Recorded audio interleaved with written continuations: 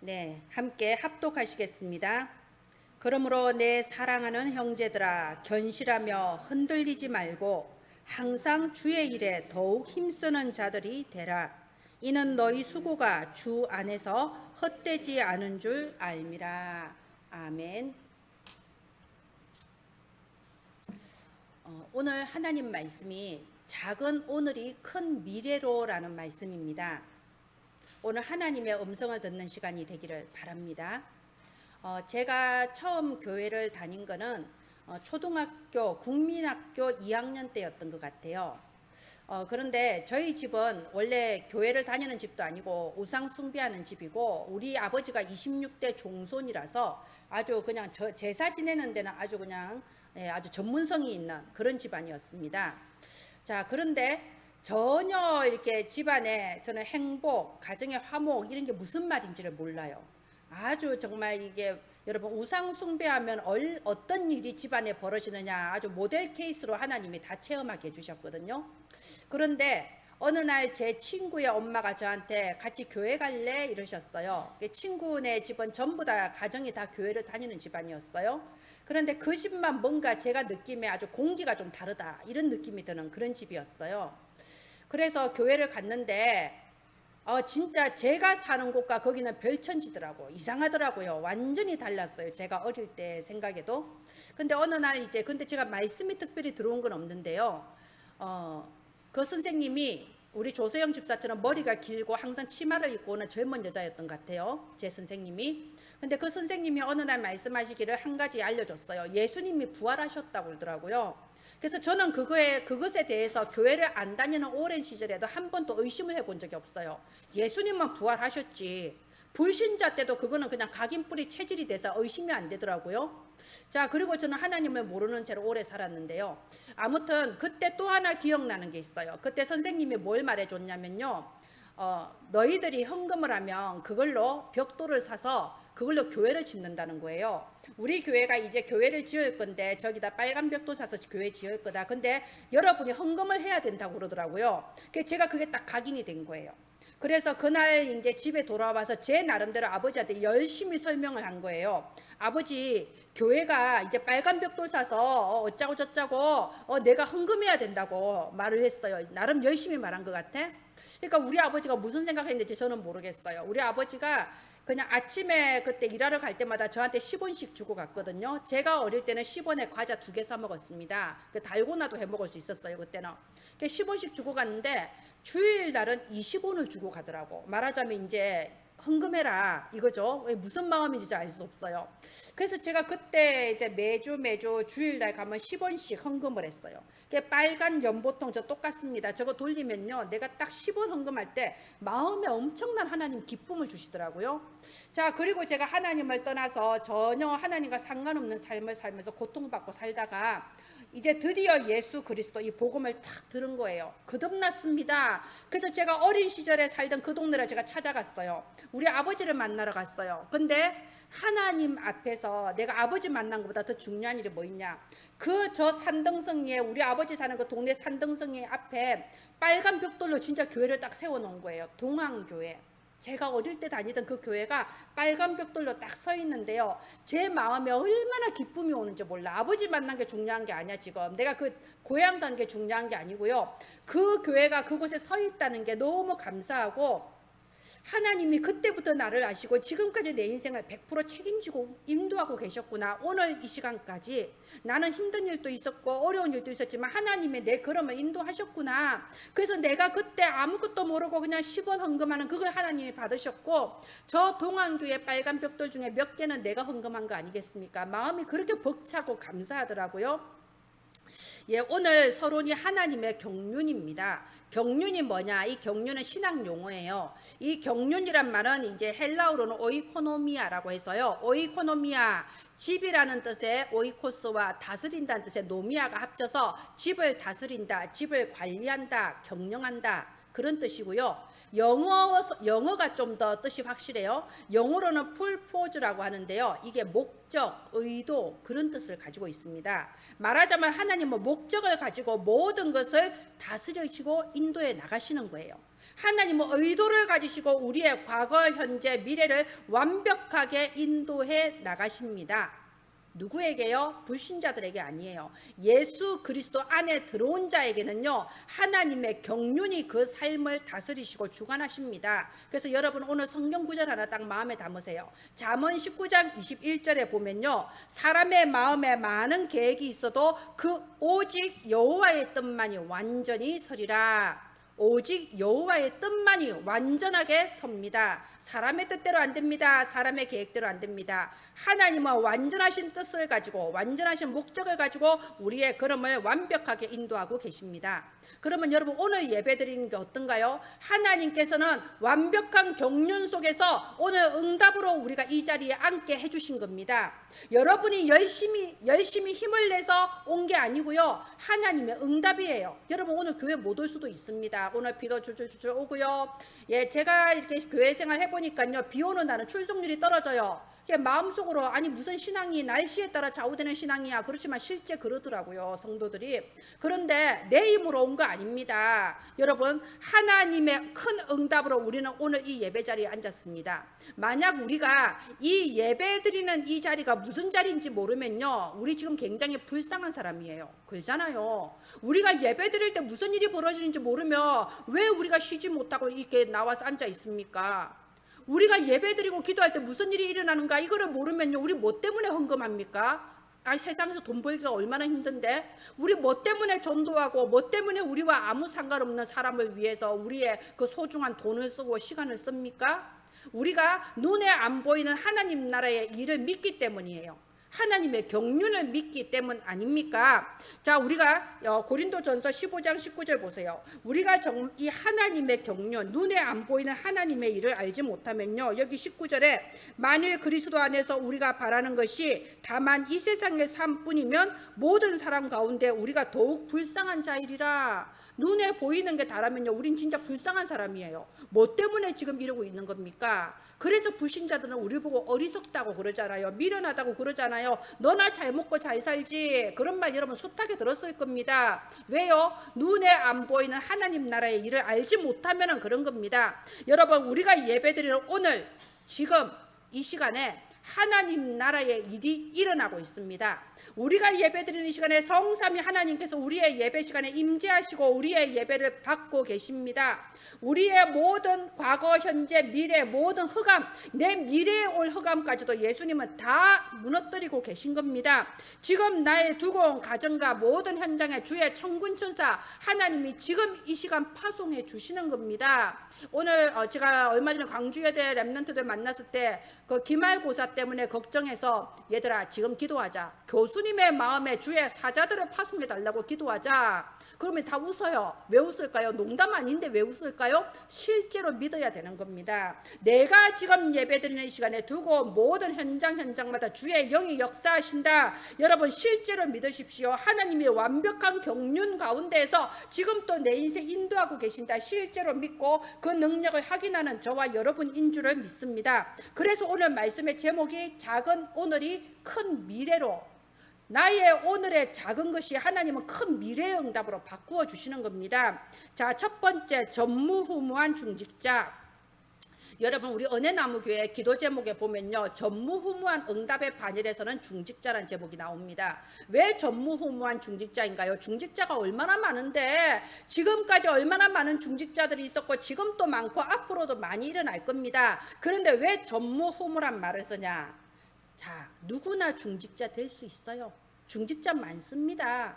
그야말로 저는 중직자 값어치가 많이 떨어졌다고 생각해요. 그렇죠? 그런데 왜 전무후무냐? 아무나 할 수 없는 일을 하니까 전무후무라는 거예요.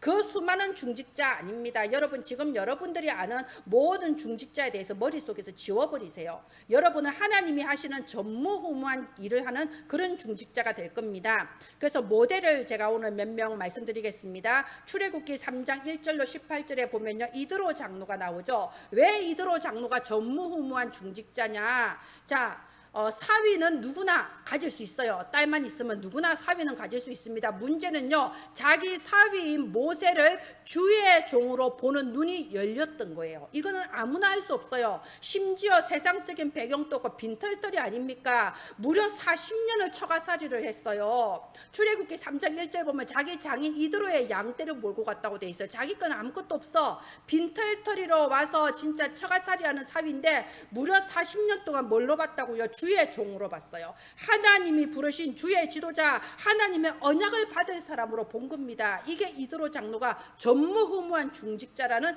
이유예요. 우리 대부분이 이거 보는 눈이 없습니다. 그래서 작은 것에 무너져 버리는 거예요. 아, 진짜 믿고 의지했는데 저 목사님이 저럴 수가. 아, 믿고 의지했는데 저 집사님이 저럴 수가. 사람의 말과 사람의 행동 때문에 놓쳐버려요. 그 작은 것 때문에 다 놓쳐버립니다. 교회 와서 또 그러잖아요. 아이고, 정말 우리 구역장이 나의 신앙의 모델인데 구역장이 저럴 수가. 우리 이드로가 그걸 안 한 거예요. 하나님의 언약의 말씀을 붙잡고 끝까지 기다릴 수 있는 전무후무한 중직자였다, 이겁니다. 여러분, 의미 없는 기다림, 올지 안 올지 모르는 기다림은 슬픈 거예요. 기다려도 올지 안 올지 모르면 그 얼마나 참 처량한 일입니까? 근데 이건 확실한 기다림 아닙니까? 하나님은 언약 주셨고 언약대로 이루신다, 이겁니다. 자, 두 번째, 기생 라합입니다. 여러분, 기생 라합의 특징은 뭐냐? 이 사람은 참 흠잡을 게 많은 사람이에요. 일단 직업이 기생이잖아요. 우리 교회 안에도 단점이 많은 사람이 있습니다. 말할 것이 많은 사람들이 있어요. 예, 과거에 문제 많은 사람이 있습니다. 이게 기생 라합이에요. 그런데 기생 라합이 잘한 게 딱 하나 있어요. 하나님이 기생 라합을 축복하신 이유가 딱 하나 있어요. 기생 라합은 자기의 삶의 행실에 상관없이 올바른 입술의 고백을 했습니다. 우리 여호수아서 2장에 보면요, 그 기생 라합이 뭐라고 고백했습니까? 너희 하나님 여호와께서 이 땅을 너희에게 주셨다고 했습니다. 정확한 사실을 입술로 고백한 거예요. 너희의 하나님은 하늘 위로는 하늘에서 아래로는 땅에서 유일하신 상천하지의 하나님이다. 정확한 고백을 한 거예요. 여러분, 이게 중요한 거예요. 예, 입은 삐뚤어져도 말은 바로 해라고 돼 있죠. 우리의 삶은 결점이 많을 수도 있습니다. 단점이 많을 수 있습니다. 실수 많을 수 있습니다. 그러나 하나님은 우리의 그런 서론적인 행실을 보시잖아요. 원래 우리가 그런 자들인 것을 아십니다. 아담과 하와에게도 한번 그런 일을 겪으셨는데 안 그래요? 우리의 단점을 아십니다. 하나님은 우리의 믿음의 고백을 기다리시는 거예요. 이 기생 라합의 올바른 고백 한마디에 라합의 가문이 다 살아났고, 그거보다 더 중요한 거 뭐 있죠? 이 마태복음 1장에 보면 예수 그리스도의 족보에 라합이 딱 들어가 버렸잖아요. 올바른 믿음의 고백을 해서. 여러분, 그래서 전무후무라는 거예요. 여리고성에 수많은 사람이 있었지만 그 고백한 사람은 기생 라합 한 명밖에 없었습니다. 자, 세 번째, 열왕기상 18장에 누굽니까? 오바댜예요. 오바댜는 아합 왕의 신하입니다. 우리가 성경에서 악한 왕 하면 대표 주자가 아합 왕 아닙니까? 그 악한 아합 왕의 신하, 아합 왕의 신하가 한둘이었겠어요? 여러 명 있었어요. 그래서 누구나 할 수 있습니다. 그런데 이 오바댜는 아무나 할 수 없는 게 있었어요. 뭐죠? 엘리야의 제자였어요. 겉으로 보이는 것은 아합 왕의 신하인데 그 영적 세계에서는 엘리야의 제자, 쉽게 말해서 영적 서밋이었다, 이겁니다. 그래서 아무나 할 수 없는 중요한 사역을 해서 무려 100명의 선지자들을 숨겨주는 사역을 했다, 이겁니다. 이거는요, 아무나 할 수 없어요. 선지자 100명을 자기 생명과 자기 재산과 자기의 모든 것을 내놓고 선지자 100명을 먹여 살렸습니다. 그래서 전무후무한 중직자예요. 그리고 마지막으로 로마서 16장 1절에서 23절 보면요, 이름이 쫙 나오잖아요. 예, 이 사람들이 바로 전무후무한 중직자들입니다. 자, 거기 보면 대표적으로 보호자, 동력자, 식주인, 여러분 기억하실 거예요. 저 예전에 우리 교회 주보의 합심 기도 제목에 보면요, 주의 종의 보호자라는 기도 제목이 있었습니다. 왜 이 기도 제목이 있을까요? 저한테는 그게 딱 마음에 맺힌 거예요. 제가 예전에 다른 교회 전도사로 있을 때요, 진짜 훌륭한 권사님이 계셨어요. 솔직히 저보다 그분이 훨씬 더 메시지도 잘하고 정말 인망도 있고 훌륭하셨어요. 참 얼굴만 봐도 은혜되는 분인데, 그분이 이제 저를 잘 도와주셨는데 어느 날 그러는 게 자기가 유아유치부가 마음에 담겼다는 거예요. 자기 유아유치부 정말 살리고 싶다. 우리 교회 유아유치부 세워서 만들어서 하고 싶다. 얼마나 훌륭합니까? 근데 목사님이 그 해에 이제 그 일꾼 그거를 딱 만드는데요, 그분을 초등부 총무로 넣어놓은 거예요. 그 그분이 나는 유아유치부 하나님한테 받았는데 난 유아유치부 해야 되는데 왜 초등부 총무를 했지? 나 목사님한테 가서 얘기해야겠다 이러더라고요. 목사님 만나러 갔어요. 그리고 돌아와서는 아무 말도 하지 않고 1년 동안 초등부 총무를 잘 해주셨어요. 근데 그분이 무슨 얘기했는지 목사님 무슨 대답했는지 전 들은 바가 없습니다. 근데 알겠더라고. 우리가 기도하다 보면요, 굳이 귀로 듣지 않아도 아는 것들이 있잖아요. 목사님이 이렇게 말씀하신 것 같아요. 저 김지영 전도사가 좀 연약하다. 아직까지는 연약하다. 우리 교회 뿌리가 약하다. 온 지도 얼마 안 됐고, 그래서 권사님이 도와줘야 된다. 아마 그렇게 말씀하신 것 같아. 제가 알겠더라고. 그냥 이게 보호자라는 겁니다. 저는 지금까지 교회 생활 해오면서요, 겉으로는 언제나 제가 지도자였어요. 메시지하는 사람이었습니다. 저는 그 교회 다닌 지 4개월 만에 메시지 했다니까요. 언제나 메신저였어요. 근데 내가 앞에 나와서 했을 때는 내 주변에 보호자가 많았기 때문이에요. 제가 말을 했을 때 그것을 옆에서 실현하려고 헌신해 주시는 권사님들이 계셨고, 부장 집사님, 장로님들이 계셨거든요. 보호자들이 있었기 때문에 사도 바울 같은 사람이 서는 거고 모세 같은 사람이 서는 겁니다. 여러분, 교회 안에 모자란 사람, 기생나음처럼 단점 있는 사람들이 있습니다. 근데 그거 굳이 말하려고 하지 마세요. 내가 굳이 저 사람은 어떻다, 저 사람은 어떻다 말 안 해도 다 알아요. 저 사람 부족한 거 우리도 다 안다니까요. 그건 말할 필요 없습니다. 보호자가 되어줘야 돼요. 저 사람의 보호자. 그러면요, 하나님이 아시고 다 압니다. 그것도. 교회 안에는 사명자도 있어요. 유난히 하나님께 전도의 사명을 받고 사역하는 사람도 있습니다. 그러면 우리는 그 사람들과 경쟁의식 가지면 안 되고요, 동력자가 되어줘야 되는 겁니다. 그리고 정말 내가 교회 십주인이 되겠다, 여기에 대해서 기도 제목 잡기를 바랍니다. 우리가 빛의 경제 어디서 오나요? 방향을 잘 잡아야 돼요. 내가 이 교회와 모든 주의 종과 렘넌트들의 십주인이 되겠다, 기도 제목 잡으면 하나님께서 거기에 필요한 것은 다 채워주시게 되어 있습니다.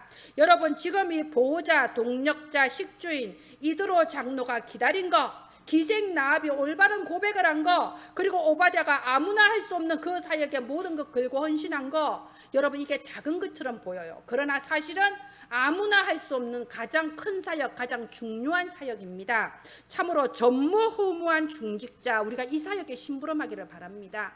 하나님께서 저와 여러분 팀으로 부르셨어요. 공동체로 부르셨어요. 아니, 우리가 어떻게 팀이 될 수 있습니까? 우리가 어떻게 모일 수 있습니까? 이거는 기적이에요. 하나님께서 하나님의 완벽한 경륜 안에서 까마득한 옛날부터 우리를 예비하시고 우리를 인도하셔서 오늘 이 자리 우리를 팀으로, 공동체로 딱 세우셨어요. 그렇다면 이건 하나님의 경륜이다. 하나님께서 내게 축복의 기회를 주셨다. 눈치채야 됩니다. 내가 전무후무한 중직자로서 하나님께 응답받을 축복의 기회다. 딱 눈치채시고요. 정말 저와 여러분을 통해서 237 나라 살릴 전도자들이 세워지고, 저와 여러분 통해서 우리의 렘넌트들이 237 나라 살릴 그리스도의 제자로 세워질 줄을 믿습니다. 두 번째, 지금 일어나고 있는 일이에요. 이 일대지에 이런 이드로 장로, 기생나합, 오바댜, 동력자, 식주인, 보호자 이렇게 할 수 있었던 이유가 뭡니까? 지금 무슨 일이 일어나고 있는지를 믿음으로 딱 봤기 때문이에요. 영적인 눈이 없는 사람은 그렇게 할 수가 없습니다. 지금 예배 드릴 때, 지금 기도할 때, 지금 내가 헌신할 때 하나님이 눈에 안 보이는 영적 세계에서 무슨 일을 이루고 계시냐, 그거를 알고 믿으니까 이 일을 할 수 있는 거예요. 바로 그 눈이 우리한테 열려야 됩니다. 제가 아는 어떤 교회는요, 이 코로나 기간 동안에 날마다 지교회 예배를 드렸다고 해요. 목사님이 지역마다 지교회를 세워버렸어요. 그 지역에 아무튼 성도 한 사람은 사니까 이래서 딱 세워버리고, 그리고 이제 매일 월화수목금토 돌아가면서 매일 지교회 예배를 드리게 했다는 거예요. 전도하고 이런 거 아니에요. 그냥 매일 지교회 예배를 드리게 한 겁니다. 자, 왜 그랬을까요? 이게 지역의 흑암을 꺾는다는 거예요. 이게 눈에 안 보이는 세계에서 일어나는 일이에요. 이게 영적 세계를 모르면 무슨 어리석은 일입니까? 집에서 좀 쉬지, 날마다 사람을 괴롭히냐, 이렇게 되는 거예요. 그런데 영적 세계의 눈을 이루려면 그게 지역의 흑암을 꺾는 거예요. 복음의 빛을 딱 이렇게 거는 거예요. 이게 등불을 딱 켜는 겁니다. 그랬을 때 우리의 후대들이 살아가는 거예요. 이렇게 지역에 등불이 하나 서야지 흑암이 무너지고 우리의 청소년들, 우리의 대학 랩런트들이 자라가는 겁니다. 이 대학 선교국에서 잘하는 게요, 전국과 세계 모든 교회마다 지교회를 세워놨어요.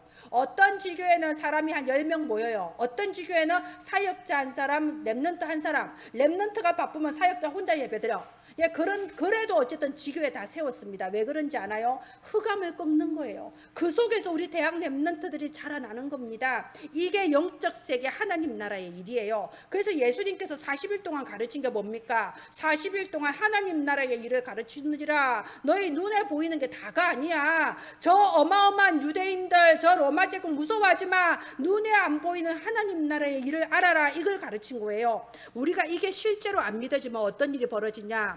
교회 자꾸 분쟁이 생깁니다. 왜? 짜증 나잖아요. 우리가 집안에 모든 일이 잘 되고 아빠 엄마 돈 잘 벌어오면 짜증 안 나요. 근데 아버지 돈 안 벌어 돈 못 벌죠. 어머니 돈 못 벌죠. 애들은 공부 안 되죠. 뭐가 안 되니까 짜증이 나고 분쟁이 일어나는 겁니다. 교회도 마찬가지예요. 내가 현장에서 응답을 못 받는 거예요. 내가 현장에서 하나님 나라의 일이 뭔지를 모르겠는 거예요. 그러니까 교회 오면 짜증 나는 거예요. 눈에 보이는 것만 보이잖아요. 아유 정말 이 교회 지겨워. 아우 정말 저 사람도 지겨워. 아 우린 맨날 이래. 우리 왜 맨날 몇 명 안 모여? 아 뭐 별 볼 일 없게 보이는 거예요. 이게 뭡니까? 눈에 안 보이는 영적 세계를 몰라서 그런 거예요. 교회는 자꾸만 분쟁이 일어나고요. 성도들은 엉뚱한 짓을 하게 됩니다. 눈에 안 보이는 세계를 모르니까 뭔 일 생기면 무속인한테 가서 물어보고 싶잖아요. 타로점이라도 치고 싶잖아요. 그 속에서 후대들이 다 노예가 되는 거예요. 여러분 이번에 그 미국에 총기 사고 난 거 들으셨죠? 아유 깜짝 놀랐어요. 초등학교에서 총기 사고가 났어요. 그래서 초등학교 어린이 18명, 교사 2명, 아까운 목숨, 그지요? 이게 뭡니까? 후대들이 다 노예가 되어버리는 거예요. 다 사단의 문화, 흑암 문화에 잡혀버리는 겁니다. 여러분 진짜 우리가 진실하게 나 자신을 보면요, 다 결론 나는 게 있어요. 지금 세상의 모든 종교의 공통점이 뭐냐? 열심히 하랍니다. 선을 행하고 공덕을 쌓으라 그래요. 그래서 우리가 현장에서 사람들 만나보면 100% 혹시 교회 다니세요? 하면 100% 나오는 말이 제가 열심히 못해서. 열심히 기준인 거예요. 그런데 참 신기해요. 저는 어떻게 보면요, 세상에 수천 수만 가지의 종교가 있는데 모든 종교는 똑같은 공통점, 선을 강조하고 열심을 강조합니다. 오직 기독교 복음만이 선이나 열심이 아니에요. 자, 뭡니까? 아무리 열심히 하려도 내가 안 되는 걸 어떡해요. 우리 날씨만 흐려도 아침에 못 일어나잖아요. 아무리 열심히 하려도 내가 무능하고 무기력하잖아요. 할 수 없는 무능한 인생 아닙니까? 선하게 하려고 해도 100% 내가 100날을 참고 선하게 해도 마지막 100하루째 때 화가 나버리잖아요. 그죠? 이런 무능한 인생으로 노예로 포로로 속국으로 살 수밖에 없는 우리한테 그러나 길을 열어주신 거예요. 우리 여기 20절 보세요. 20절 그러나 라고 되어 있습니다.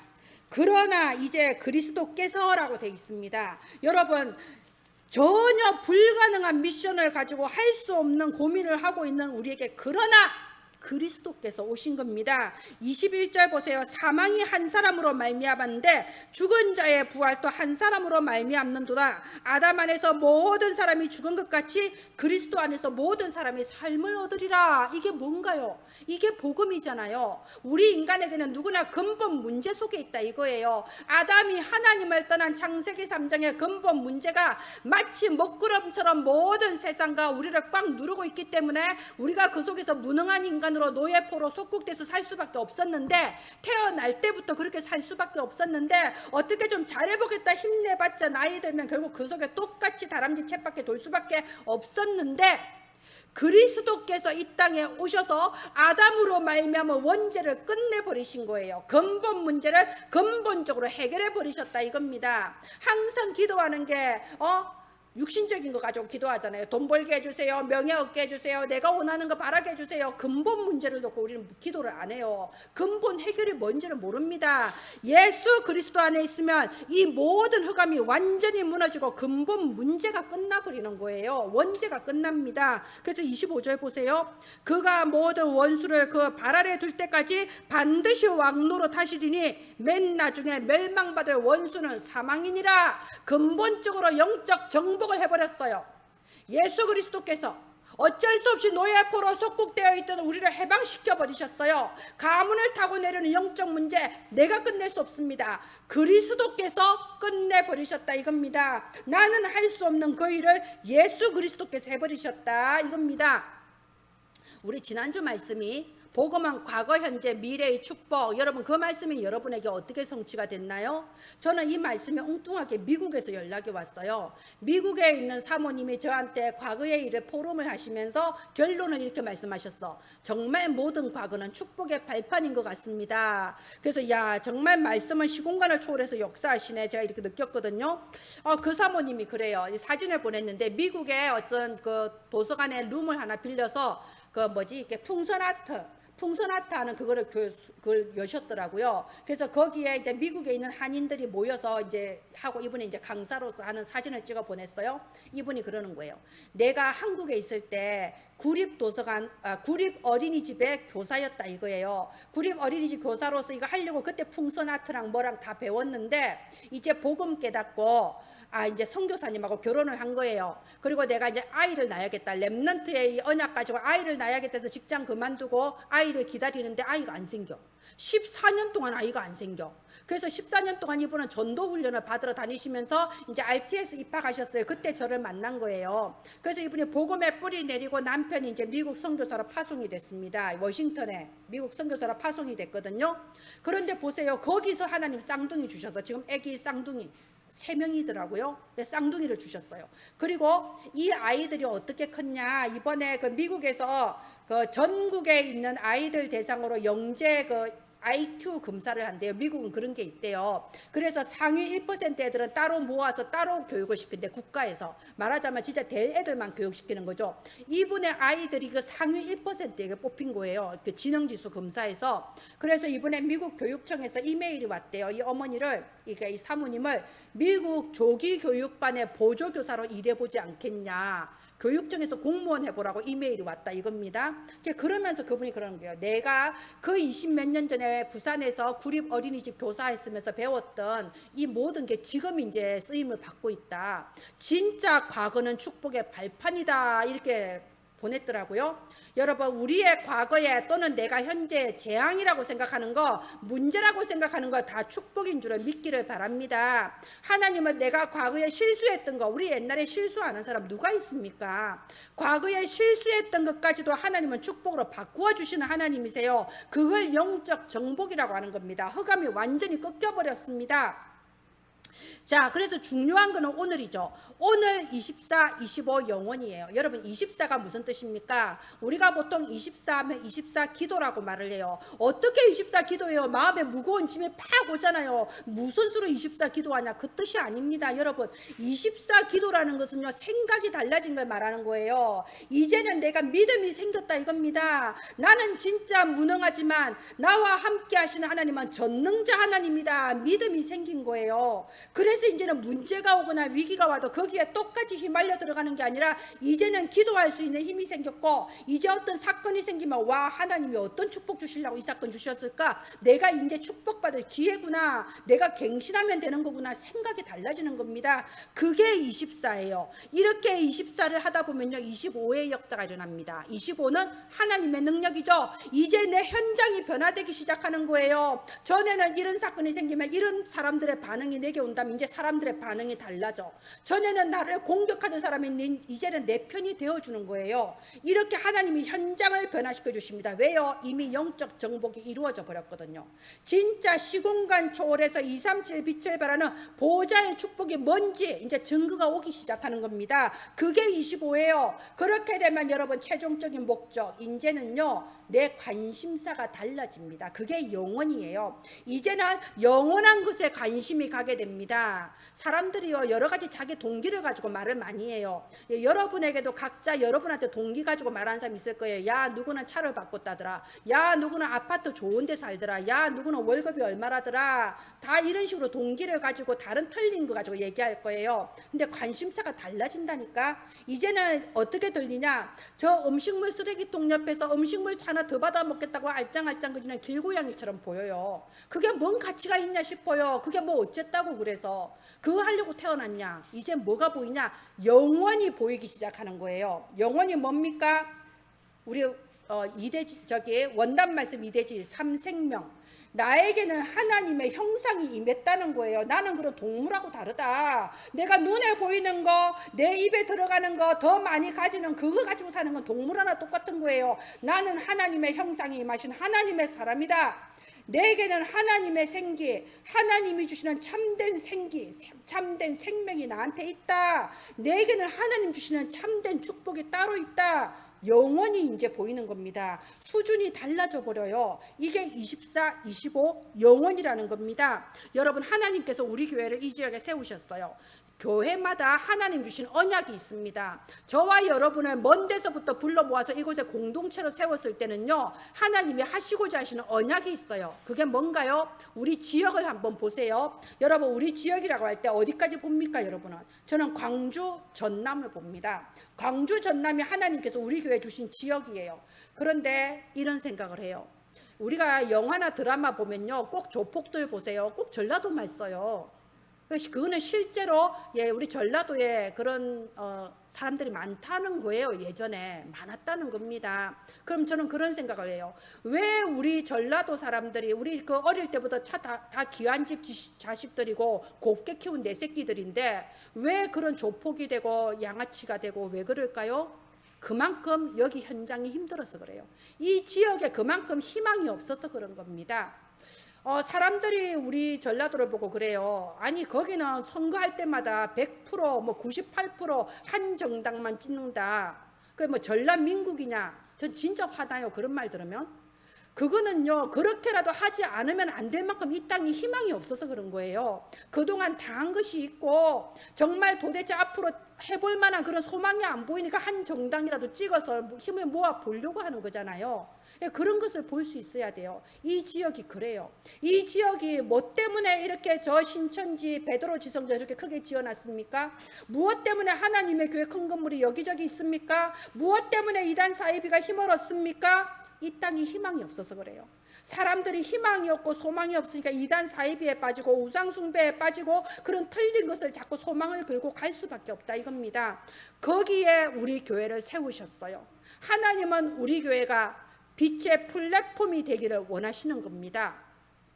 우리 지역은 어떤 지역인가요? 조금 좁혀볼까요? 여러분 우리 지역은요 다른 교회 목사님이 우리 지역에서 전도하시다가요 큰 비전을 안고 가셨어요. 우리 지역에서 전도하는데 저기 저 고려인 어린이를 한 명 만나서 복음 전하고 영접한 거예요. 이분이 완전 충격받아가지고요 237 TCK를 살려야 된다. 자기 교회 돌아가서 진짜 237 저 해외 TCK를 살려야 된다고 막 그렇게 막 강조하셨다고 그러더라고요. 아니 다른 교회 목사님은 우리 교회에 와서 전도 캠프 한번 해보고 진짜 237 나라 저 외국인 TCK 살려야 된다는데 정작 이 교회 이 지역에 자리 잡고 있는 우리 교회는 별로 관심이 없다. 뭔가 문제 있는 거예요. 그렇게 되면 우리 교회를 향하신 하나님의 언약, 이 광산구 우산동에 교회를 세우신 하나님의 언약은 237입니다. 여러분 237 나라 5천 종족 복음 듣지 못한 렘넌트에게 여러분의 하나님의 언약을 붙잡아야 되는 겁니다. 그래서 후대 운동이에요. 지역과 237과 후대. 하나님은 바로 이 일을 할 전무후무한 중직자로 저와 여러분의 이 교회에 모으신 겁니다. 그렇다면 여러분이 이 언약만 제대로 붙잡으면요 여러분의 미래 걱정할 필요가 없습니다. 경제 걱정할 필요가 없습니다. 하나님 자녀들이 뭐 때문에 고생하나요? 쉬운 길을 몰라서 고생해요. 불신자들도 이게 응답받을 길을 알고 가는 사람들은 다 성공하잖아요. 주식 투자, 코인 투자, 돈 되겠다 길을 알고 가는 사람은 성공합니다.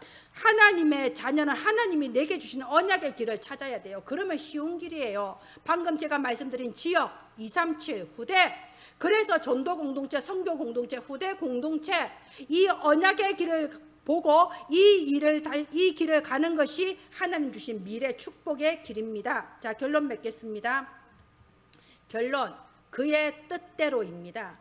제가 아까 경륜을 말씀드렸어요. 하나님은 모든 것을 그의 뜻대로 하십니다. 에베소서 1장 11절에 보면요, 모든 일을 그의 뜻대로 일하시는 이의 계획을 따라 우리가 예정을 입어서 그 안에서 기업이 되었다. 우리가 오늘 예수 그리스도 언약 붙잡고 이 자리 예배드리는 것은요, 하나님의 뜻대로 예정을 입어서 하나님이 세우시는 기업이 되어서 이 자리에 있는 겁니다. 때로는 고난도 와요. 그래서 베드로전서 4장 19절에 하나님의 뜻대로 고난받은 자가 나옵니다. 하나님의 뜻대로 우리는 고난도 오는 겁니다. 그런 자들은 어떻게 하라고 되어 있냐? 내 영혼을 창조주 하나님께 맡기라고 되어 있습니다. 그리고 우리는 때로는 근심거리도 와요. 고린도후서 7장 10절에는 하나님의 뜻대로 근심하는 자도 나옵니다. 하나님의 뜻대로 근심하는 자는 갱신하라고 하는 거예요. 회개의 시간표를 하나님은 주신 겁니다.